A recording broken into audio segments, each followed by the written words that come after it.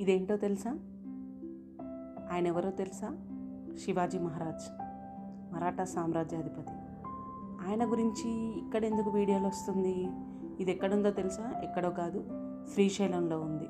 దీన్ని శివాజీ స్ఫూర్తి కేంద్రం అని, శివాజీ ధ్యాన మందిరం అని పిలుస్తారు. శ్రీశైలంలో ఈ శివాజీ ధ్యాన మందిరం ఒక ఆధ్యాత్మిక ప్రదేశంగా ఉంది.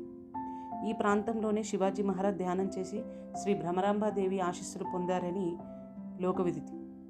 ఈ ధ్యాన మందిరం శివాజీ స్ఫూర్తి కేంద్రంలో భాగంగా మాత్రమే కాదు, ఆయన జీవిత విశేషాలను గుర్తు చేసే ప్రదేశంగా కూడా ఉంది. శివాజీ స్ఫూర్తి కేంద్రం సామాజిక సేవలు, విద్యా కార్యక్రమాలు మరియు ఆధ్యాత్మిక చర్యలతో కూడా ప్రజలను ఆకర్షిస్తుంది. అక్కడ వేద పఠనం కూడా జరుగుతుంది. నేను చూశాను, నేను వెళ్ళినప్పుడు వేద పఠనం జరుగుతుంది. ధ్యాన మందిరం అనేది అసలైన ధ్యాన మందిరం దీని పక్కనే ఉంటుంది.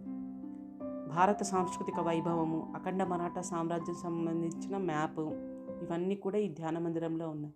అసలైన ధ్యాన మందిరము శిథిలావస్థకు చేరుకున్నప్పుడు దాని అదే ప్రదేశంలో మళ్ళీ ఇంకొక ధ్యాన మందిరాన్ని పునర్నిర్మించాలి.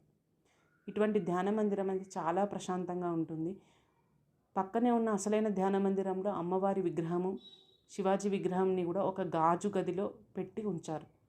కానీ అక్కడ ప్రశాంతతకు భంగం కలిగించకుండా మనం అక్కడ ఉండి ధ్యానం చేసుకుంటే చాలా చాలా చాలా ఆనందం అనేది పొందుతాం మనం.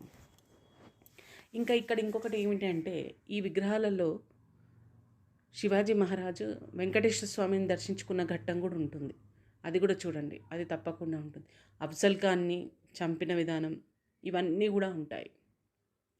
అందరూ శ్రీశైలం వెళ్ళినప్పుడు శివాజీ స్ఫూర్తి కేంద్రాన్ని కూడా దర్శించండి. ఆ దర్బార్ చూడండి, ఎంత బాగుంది తెలుసా? అసలు దాన్ని అక్కడికి వెళ్ళి ప్రత్యక్షంగా